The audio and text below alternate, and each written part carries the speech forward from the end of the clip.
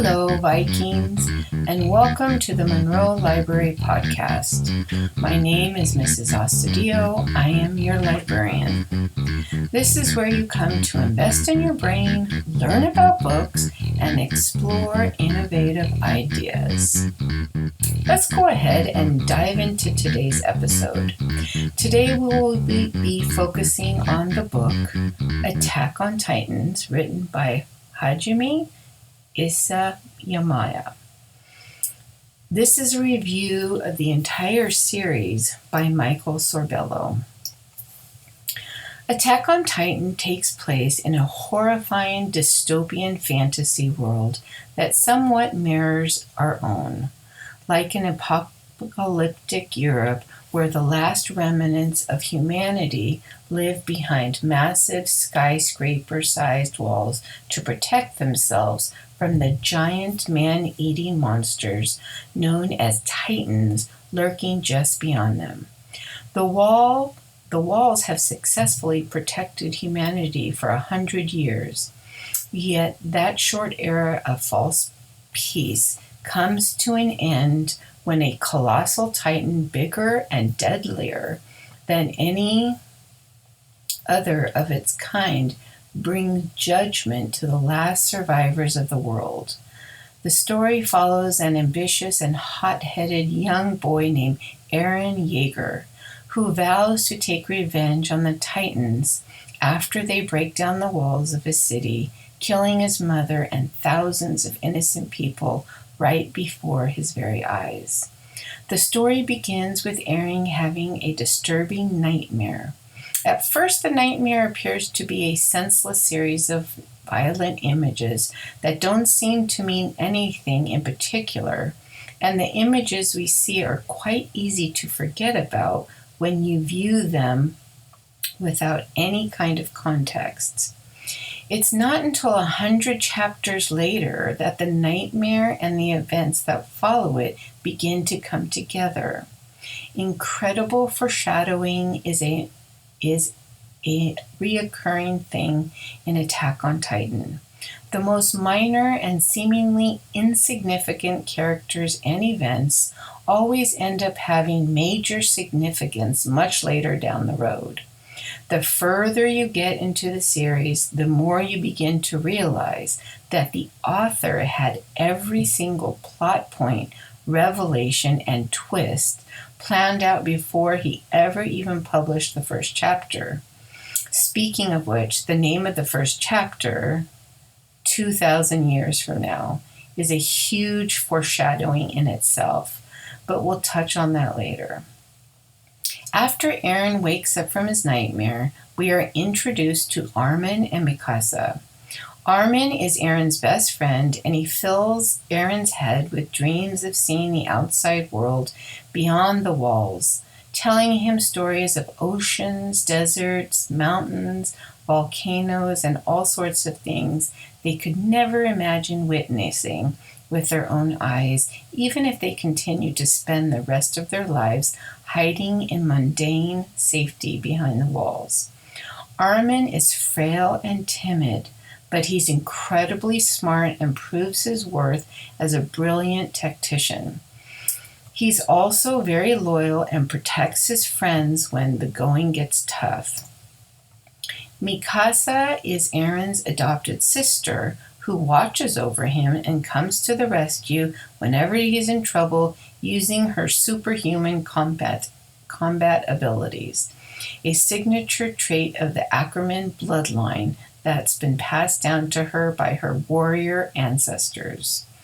After their relatively peaceful lives are torn apart by a Titan invasion, Eren, Armin, and Mikasa enlist themselves in the Survey Corps, an organization of soldiers and tacticians that are trained in the art of killing Titans and defending civilizations from their wrath using a pair of swords and a device known as a 3D maneuver gear.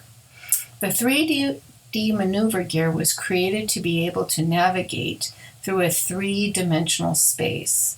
With it, a person can travel from point to point at extremely fast speeds by firing still wires with hooks attached on the ends so they can latch onto structures and titans.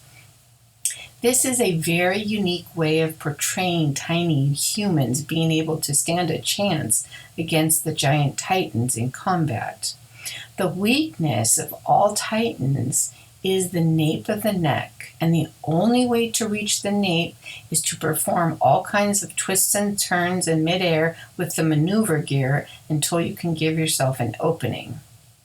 After being put through years of brutal military training, Aaron and his friends are prepared to lay their lives on the lines to exterminate every last titan in the world and bring freedom to humanity once more. But Aaron doesn't yet realize that he isn't prepared for the many horrors that lie beyond the walls he grew up in. There's more than just titans out there that want him and his friends dead. The biggest strengths of Attack on Titans are the numerous plot twists and layers of mystery that are evident from the very beginning. Some of the twists are so massive that they literally change the genre of the entire series because of the new perspectives they bring. It can go from survival horror to psychological mystery to political thriller at the drop of a hat, and none of it is ever done just for shock value.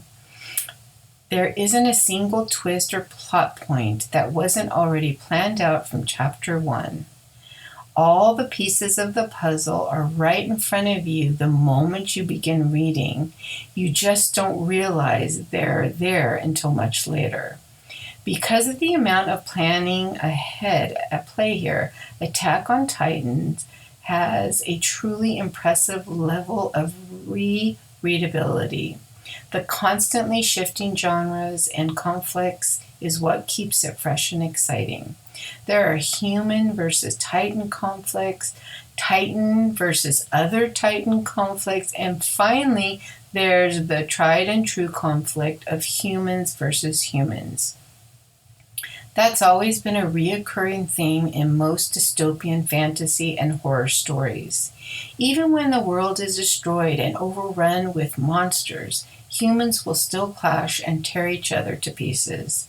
I'm happy to say that the human versus human conflict in Attack on Titan is extremely different from what you normally expect from a series like this.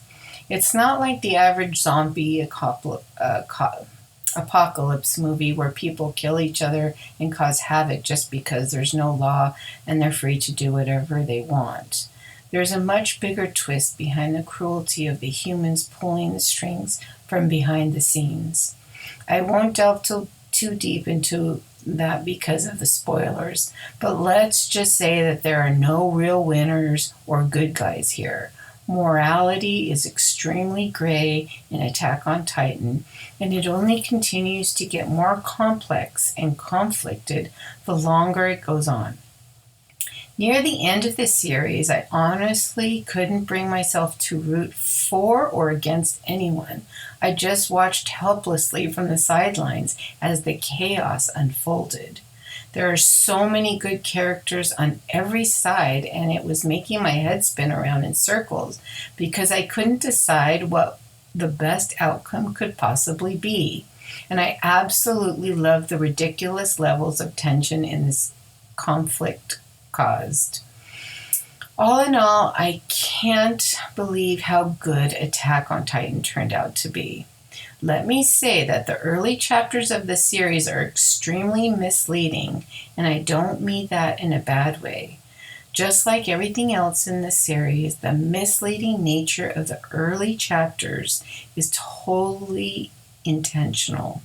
I went into the series expecting a straightforward, action-packed, monster movie type of story like Jurassic Park or Godzilla.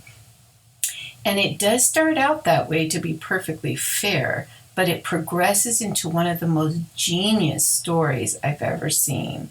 That's rich with psychological depth, human morality, countless twists, and even quite a bit of intelligent commentary on the unspeakable tragedies of war.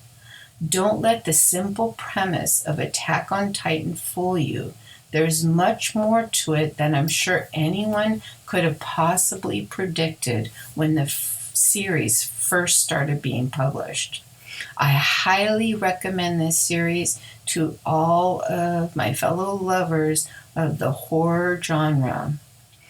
I hope you have enjoyed this podcast, and I look forward to sharing books, ideas, and Viking student voices.